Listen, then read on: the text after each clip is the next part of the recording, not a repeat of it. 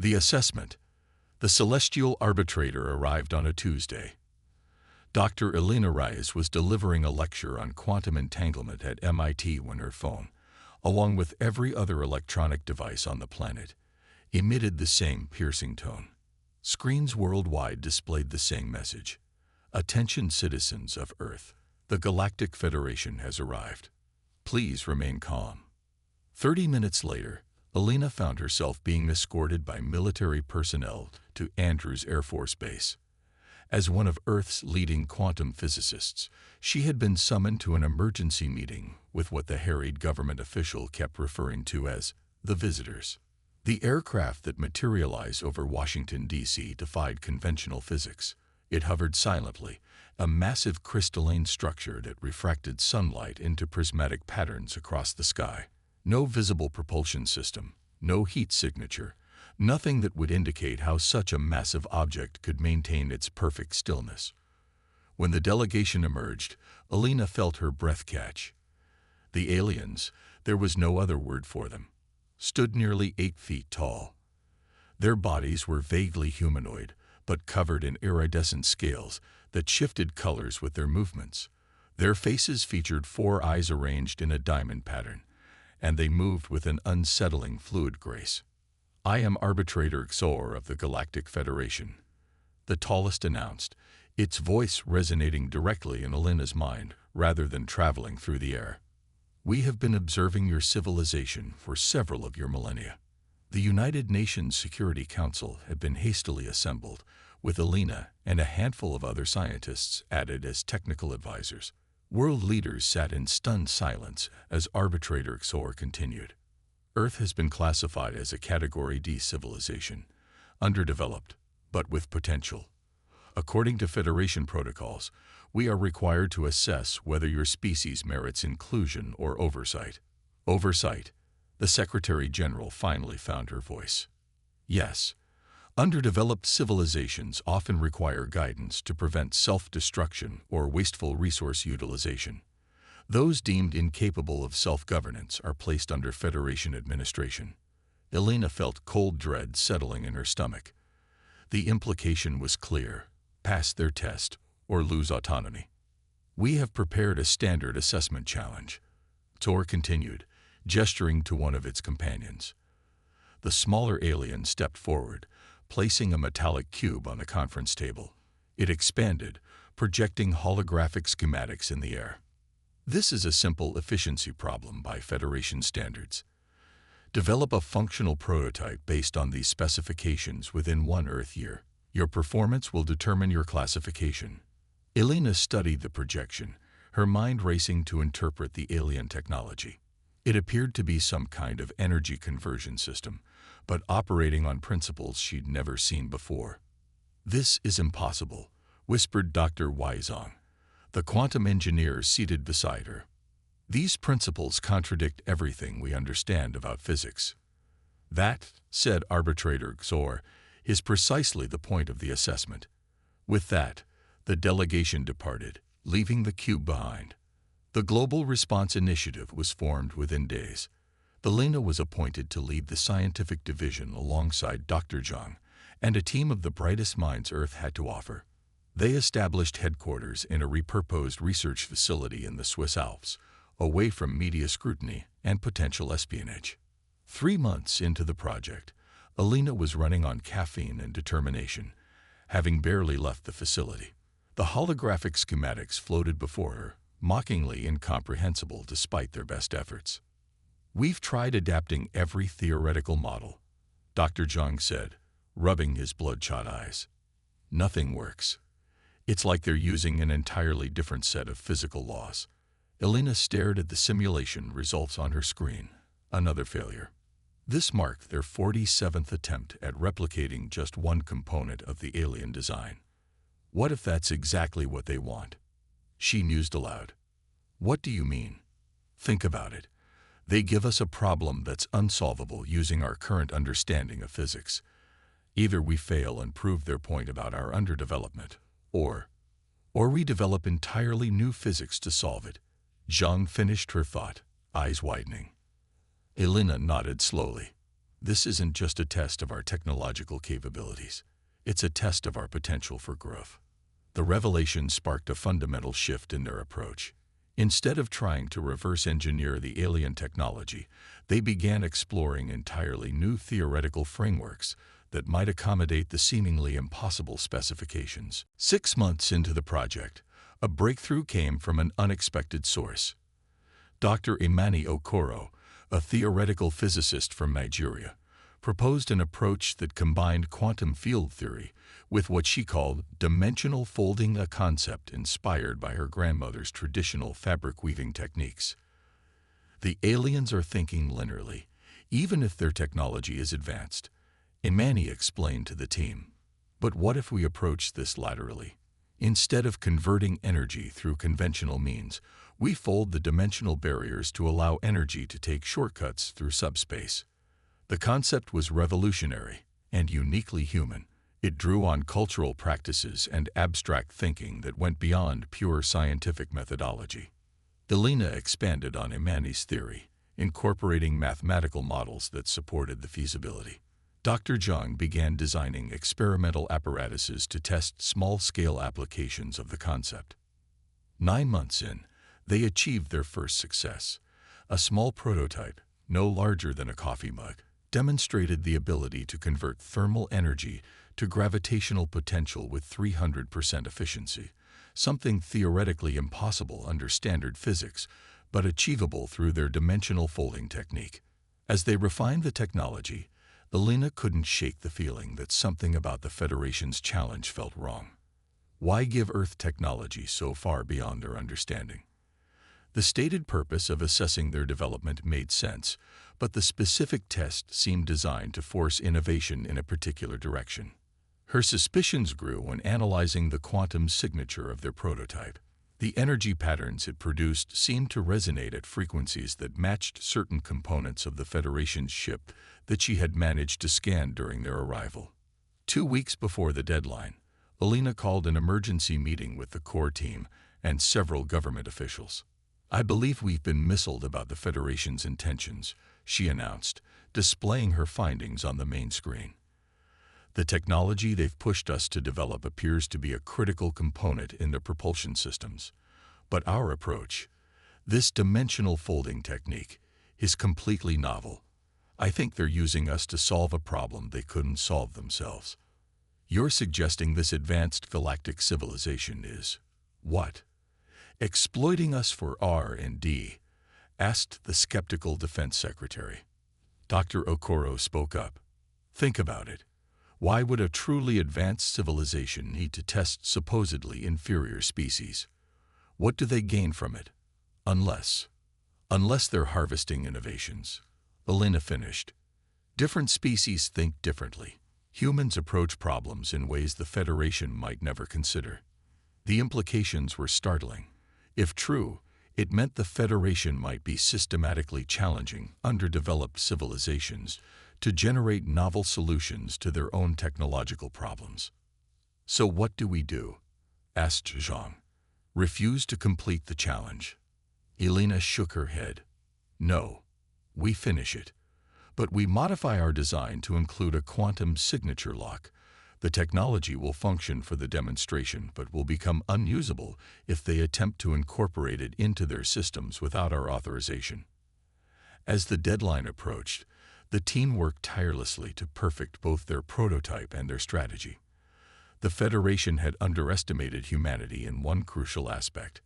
While they might lag behind technologically, humans excelled at recognizing patterns of exploitation and at turning the tables.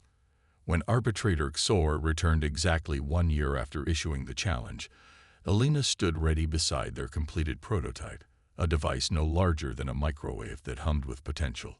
She couldn't help but notice the subtle shift in the aliens' color patterns when it first observed their creation, something like surprise, perhaps even alarm. The assessment was about to become an awakening. The revelation. The Federation delegation entered the demonstration chamber with an air of detached superiority that Elena had come to recognize as their default stance toward humans. Arbitrator Zor's upper eyes scanned the assembled team while the lower pair remained fixed on the prototype, sitting on the pedestal at the center of the room. "You appear to have constructed something," Zor communicated, the telepathic voice carrying a harmonic that might have been amusement. "We will evaluate its functionality against the parameters provided." Elena stepped forward. "Before we begin the demonstration, Arbitrator, I have a question." The alien's scales rippled with subtle blues and greens. Annoyance she'd learned to interpret. Assessment protocols do not typically include a questioning period. "Humor me," Elena replied, maintaining eye contact with the upper set of eyes. "In your travels across the galaxy, evaluating countless civilizations, how many have successfully completed your challenges?" The chamber fell silent. Zor's companions shifted their posture slightly.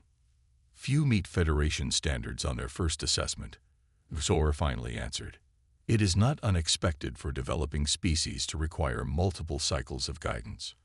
And what happens to the partial solutions these civilizations produce? The technologies they develop in their attempts to meet your standards." The color patterns across Zor's scales intensified.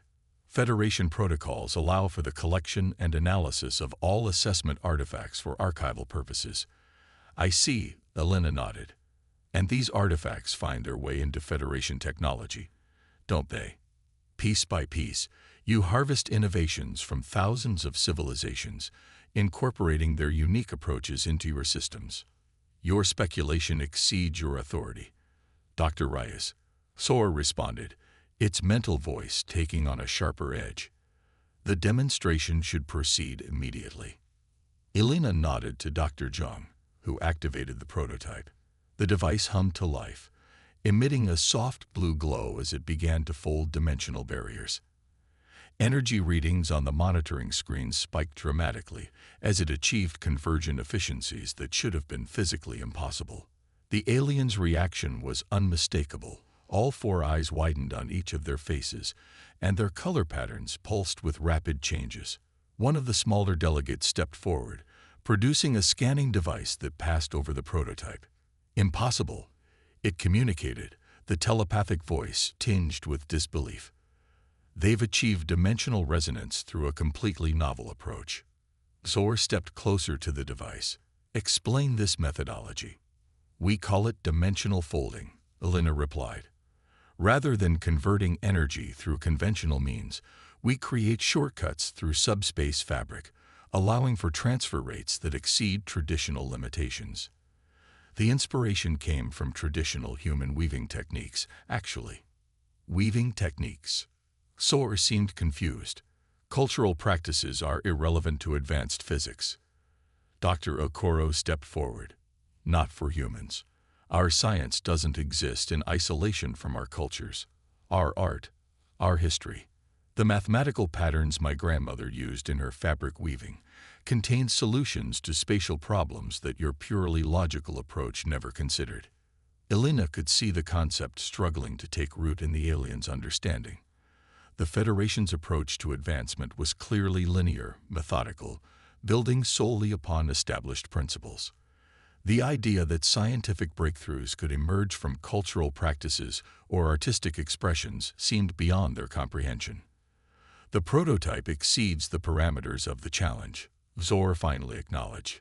"However, we detect unusual quantum signatures in its operational matrix." "Yes," Elena confirmed. "We've incorporated a security measure.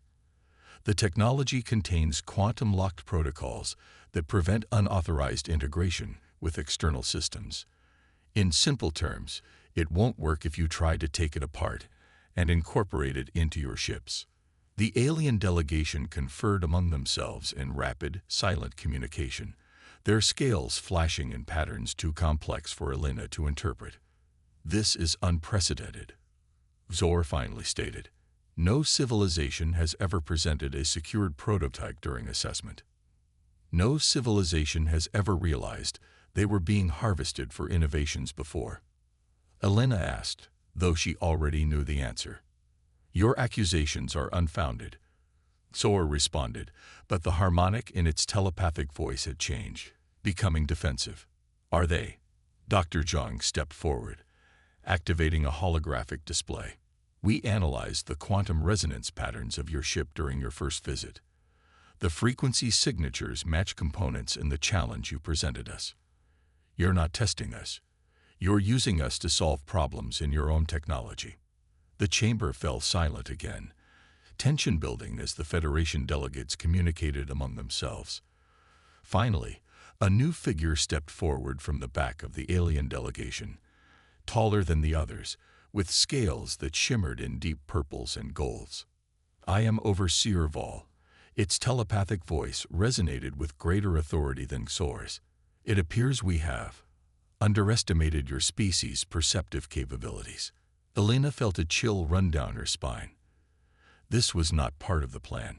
Having a higher-ranking Federation official reveal themselves suggested the situation had escalated beyond Soar's authority to manage. The Galactic Federation spans millions of worlds. Dr. Reyes, Overseer Vol continued. Our technological advancement relies on diversity of thought. Different species approach problems through different cognitive frameworks. This diversity is our greatest resource. So you admit you've been harvesting innovations. We facilitate advancement across civilizations, Vol corrected. The assessment challenges serve multiple purposes. They help us classify developing worlds while simultaneously expanding the Federation's collective knowledge. Without credit or compensation, Elena pointed out. You take our innovations, incorporate them into your technology, then classify us as underdeveloped, despite using our ideas. The Overseer's scales shifted to deep blues. Your perspective has merit. This is precisely why species like yours are valuable to the Federation. You think differently. You question assumptions that others accept. Elena exchanged glances with her team. This conversation was veering into unexpected territory. What happens now? She asked. We've completed your challenge but locked the technology against unauthorized use. Now, said Overseer Vol, we negotiate. The discussion that followed lasted hours, with Earth's representatives and the Federation delegation establishing new terms of engagement. Earth would share the dimensional folding technology, but as equals with full acknowledgement of human innovation and reciprocal access to certain Federation technologies that would help address Earth's most pressing challenges. Your classification has been adjusted, Vol announced as the negotiations concluded. Earth is now recognized as a Category B civilization, technologically developing but culturally mature, with unique cognitive assets. And what does that mean for us? Asked the Secretary General. It means you have earned autonomy and limited Federation membership, Vol explained. You will have representation in Federation councils on matters affecting your sector, and designated Federation worlds will open for human visitation and exchange. As the delegation prepared to depart, Overseer Vol approached Elena privately. Your perception was correct, Dr. Reyes. For millennia, the Federation has grown through the acquisition of innovations from countless worlds. Many civilizations never realized the true nature of our assessments. Why tell me this now? Elena asked. Because humans have demonstrated a quality the Federation has rarely encountered. You solve the technological challenge while simultaneously discerning the social dynamic behind it. This metacognitive capacity is extraordinarily valuable. Elena considered the implications. You're saying our greatest strength isn't our technology at all. It's our ability to recognize patterns of behavior, even alien behavior. Precisely. Most species advance either technologically or socially, rarely both in tandem. Humans appear to possess an unusual balance between technical innovation and social perception. After the Federation ships departed, leaving behind representatives to establish Earth's first extraterrestrial embassy, Elena sat with her team reviewing everything that had transpired. They came to harvest our ideas, Dr. Zhang reflected, and ended up recognizing our humanity instead. Dr. Okoro smiled. Perhaps that was the true assessment all along. Not whether we could solve their technical problems, but whether we would recognize when we were being underestimated. Elena looked at the prototype they had created, a device that shouldn't have been possible according to conventional physics, born from the marriage of cutting-edge science and ancient cultural wisdom. They labeled us underdeveloped, she said quietly, until we showed them what development really means. It's not just about technology. It's about understanding, perception, and the courage to question even the most advanced beings in the galaxy.